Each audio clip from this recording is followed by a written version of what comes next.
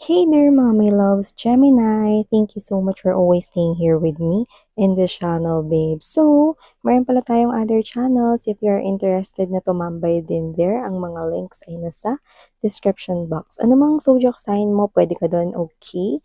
So, yan, no, our content for today, sa alamin natin, no, kung ano ba yung gustong ipagawa sa inyo nitong mga energies na mahahagip natin. So this could be anyone here around you, could be your family, friends, co-workers, colleagues, your secret admirer, your lover, okay, your husband, your wife, boyfriend, girlfriend, anyone.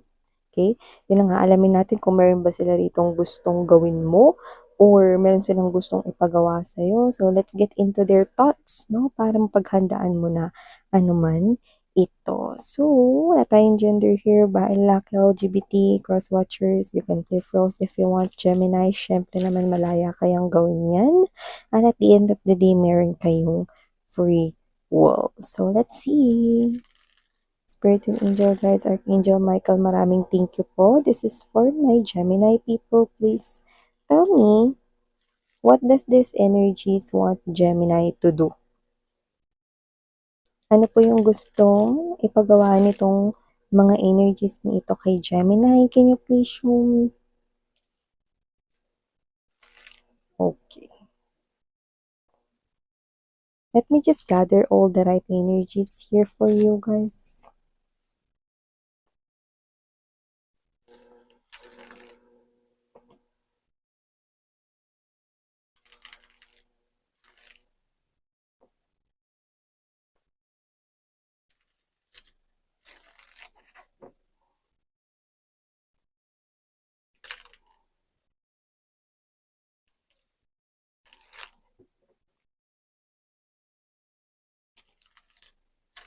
Okay, so ilatag naman na natin lahat bago natin simulan, no, na i-read ito for you, Gemini.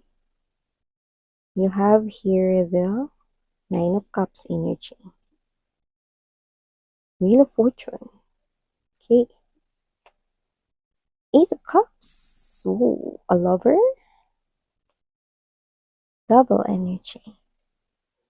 Two of Coins energy. Eight of Coins. High Priestess. Yeah. A friend. A friend. A friend right here. A friend right here.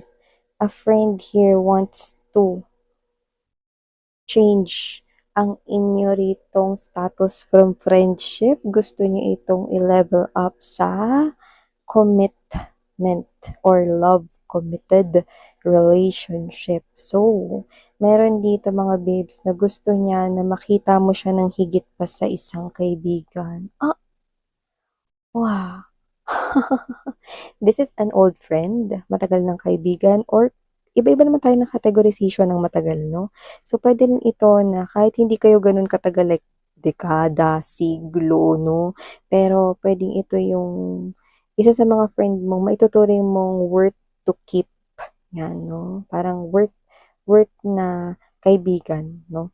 So, nakikita ko rito na itong kaibigan na 'to 'no, ay iba ang kanyang tingin at pagtingin sa iyo. Puwedeng umamin na 'to sa inyo or puwede naman na hindi pa, pero siya ay nananalangin 'no, umamin man ito or hindi pa umaamin 'no, gusto niya na 'pag umamin siya or hindi siya umamin pa 'no, at 'pag umamin na siya, na-miss 'yan.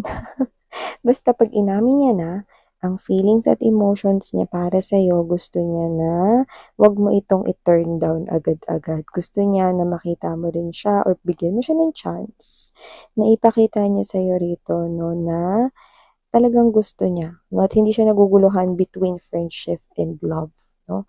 Gusto niya mga babes, matagal niyang tinago ito, matagal ka niya ritong gusto na pala 'no, pero nagdadalawang isip dahil magkaibigan kayo or dahil ayaw niyang masira yung samahan na nabuo ninyo 'no.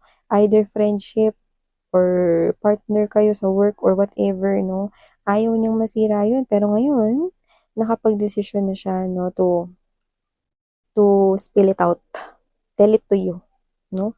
Hindi ko na 'to itatago pa, sasabihin ko na kay Gemini ang nararamdaman ko. Gusto ko maging tayo, tayo, Ten of Coins energy hanggang sa huli. Ang taray! Yung iba, yung friend mo, yung secret admirer mo, gusto niya, no, na wag mo siyang i-turn down agad-agad, no? Gusto niyang bigyan mo siya ng chance. Yan. Alam mo kung bakit may paghinga sa dulo? Kinakabahan kasi siya. I'm sensing nervousness and shyness into this person's energy. Yan. Kabado. Kabado. No? Okay? Natotorete siya rito. Yan. So, maliban sa kanya, Gemini, nakikita ko rito na meron dito that with the Nine of Cups energy and the Devil energy right here, no? Gusto niya rito that with the Wheel of Fortune, meron dito, no, na I think pwedeng meron siya ditong addictions, umiinom siya. Yun ang pinakamas nakukuha natin. Iba naman, sigarilyo or chain smoker, pero pwede rin naman kahit na ano. Meron siyang excessive behavior dito na pwedeng addictions yun, no? Na sobrang desperado siyang baguhin ng sitwasyon. And this is the energy here, no, na parang pwedeng past person mo to, past lover, no? Or pwedeng kung sino man to na talagang tinigil mo na, hininto mo na, no? Yung pakikipagkita, pakikipag-usap sa kanya, pwedeng dating kaibigan rin para sa iba, pero yung iba ex talaga to, no? So, nakikita ko ngayon, nagiinom siya, naglalasing dyan, no? Pwedeng utang pa nga sa tindahan yung isang Pilsen. Hindi pa tayo endorser na kahit anong alak rito, pero posibleng nagiinom siya ngayon dahil gusto niya rito ng pagbabago. Like, sobrang determinado siya magkaroon ng pagbabago, no? Humihingi ng himala, no? Sa koneksyon na ito. Kung sino man siya, ano, anong pagbabago yung gusto niyang gawin, miss yan. Gusto niya, no, na bumalik ka sa kanya, makapag-usap ka sa kanya, maging kayo ulit, magkaroon ng connection sa inyo, no? Yung kagaya daw ng dati, ganun ka-demanding. Kung sino siya, no, ngayon ay nagpapakalulong siya sa alak or behavior niya ngayon kasi hindi niya mapigilan ang pag-andar ng mga pangyayari at hindi ito nakapabor sa kanya. Gusto niya maging pabor sa kanya, no? Pero nawawalan siya ng control. Gusto niyang kontrolin ito with the devil energy. Yun ang hiling niya. Ang magbago ang sitwasyon ninyong dalawa. Okay? At kung kinakailangan humingi ng milagro, yun ang hinihiling niya ngayon. This person is clinging onto your energy so intently and intense ang nakikita ko rito na energy niya, ang intention niya ay magbalik sa buhay, no? Ang inyong connection. Okay? Pero for some reason, nakikita ko na either nagdadalawang isip yung iba sa inyo na bumalik sa connection sa kanya pero mas marami yung ayoko na miss yun, alis na ako. Yun yung nakikita ko sa inyo. Yan, no? So, yung dun sa mga nagdadalawang isip, no? Posibleng recently lang kasi ito nangyari, no? Pwede rin naman na, basta bilang lang sa daliri yung mga few of you, pero mas marami sa inyo yung parang, ayoko miss yan, bala siya sa life niya. Yan. So, whatever it is, I'm seeing someone here wants to create changes out of this connection. Maliban dyan, meron rin ako nakikita dito na meron ditong person, ito hindi ko alam kung mag-resonate ito sa lahat, pero na-pick up ko kasi, kaya sasabihin ko pa din. Meron ditong energy na hihingi ng pabor sa'yo, may papatago siya. Okay? And for some reason, pwedeng best friend mo to, ikaw yung pinagkakatiwalaan niya, no, na magtatago nito. Pero sa kabilang banda, pwedeng nag-aalangan siya na pwedeng hindi mo gawin yung pabor na ito or magdalawang isip ka sa bagay na to. Ano ba yan? Either kasi yung ipapatago niya sa'yo, bagay na importante sa kanya. Pwedeng pera yon or basta mahalaga sa kanya, no? And sana itago mo daw yun. Yan. So, hindi ko alam po ano yung reasons niya. Iba-iba kasi ng reasons, no, ang pwede rito dahil general reading ito. Pero pwedeng maipatago siya rito mahalagang gamit niya or mahalaga yun sa kanya. At ikaw yung nakikita niya rito ang pinagkakatiwalaan niya. Hindi dahil iniisip niya na baka kunin mo yun, ibenta mo. O ano pero iniisip niya baka ito ay maging abala sa inyo. Yan, no? So, ayaw niya rin naman na parang makadagdag pa sa mga ginagawa ninyo or alalahanin ninyo. Parang kailangan pa itong bantayan or whatever, no? So, yan. Iba, nakikita ko pwedeng kahit ano yan, parang may papabantay muna, no? Iba pwedeng baka anak nila yan, no? Pwedeng bata yan. Pero yung iba, malaking portion, pwedeng pera to, alahas o something na may value sa kanya. Yan. Okay? And meron pa akong nakikita dito para sa inyo, Gemini, with the Ace of Cups energy, and there's this Eight of Coins. Kung kayo naman ay nasa isang very beautiful connection ngayon, may boyfriend, girlfriend, may asawa kayo, husband, wife, no? Meron ako nakikita rito, no, na gusto niya na tanggapin mo lang ng tanggapin yung binibigay niya rito ang pagmamahal para sa inyo. Yan, no? Kahit hindi niyo ito na parang suklian ng gano'n din na katumbas ng binibigay niya, okey lang 'no, kasi parang sinasabi niya rito na deserve mo na mahalin kita ng ganito.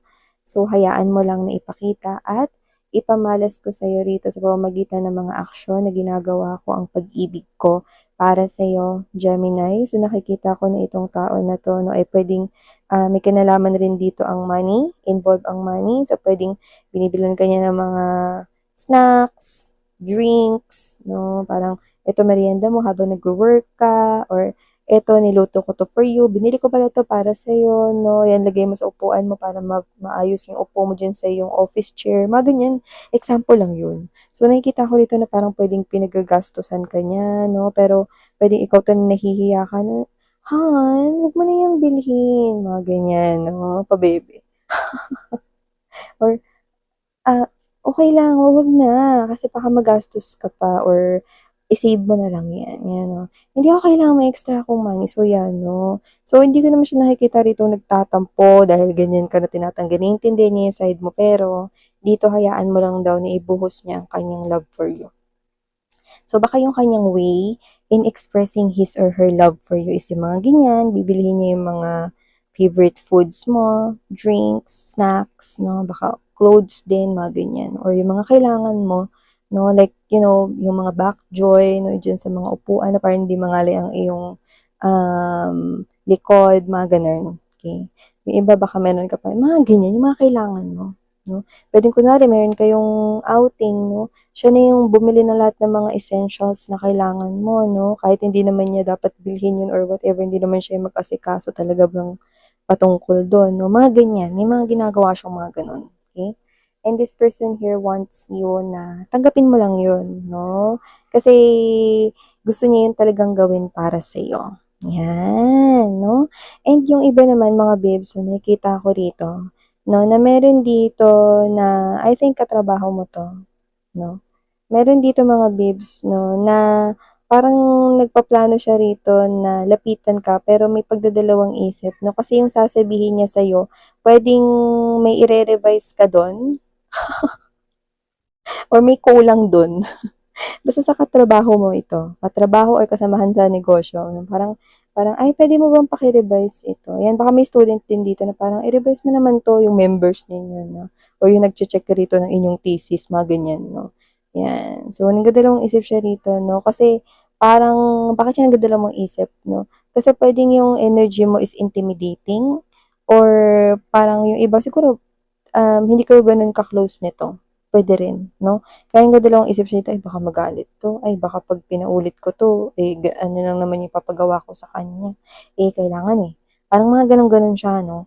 So nakikita ko rito na, maaaring may lumapit sa inyo, okey, tapos merong ipapabago, ipapagawa, ipapadagdag 'no, diyan sa trabaho na puwedeng kasali kayo dun 'no, yun ang nakikita ko rito, involved kayo dun. So puwedeng grupo kayo o puwedeng isang department kayo ta's may pinasa kang report 'no, may pinapa-revise siya, yan. So iba baka teacher niyo 'yan, i-revise niyo na lang para wala tayong gulo dito.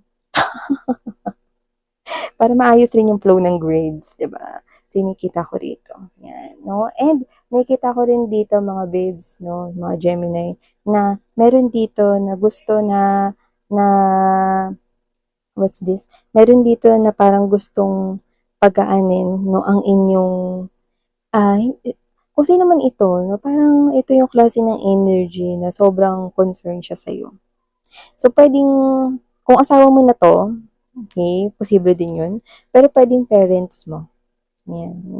Sobrang concerned siya sa'yo 'no, kaya gusto niya rito ng pagbabago sa sitwasyon mo. So, hindi ko naman nakikita na as in talagang nahihirapan kayo ngayon or naghihirap kayo or whatever 'no. Pero nakikita ko rito na kung maganda man yung nangyayari ngayon sa inyo, gusto niya pa na mas maging maganda ang inyong, buhay. So yeah, that's what all the parents wants, no? And pwede rin naman na lolo't lola mo ito or tumatayo rito magulang mo or pwede rin naman na basta gusto nito ng lahat ng magaganda, no? Na mangyari sa buhay mo. Okay? Parang nakakuha tayo dito ng unconditional love coming from this person here. Gusto niya, no, na nai-enjoy mo rito ang life mo, gusto niya na makatanggap ka ng maraming mga blessings, no? So, nakikita ko rito na this is someone here who has this purest of love for you. Yan. So, yeah. Ito ang mga nakuha ko na gustong ipagawa sa inyo or gawin ninyo ng mga energies na ito. Maraming salamat sa pagtambay mo dito, Gemini. At sarang hayo, love and light. Annyeong!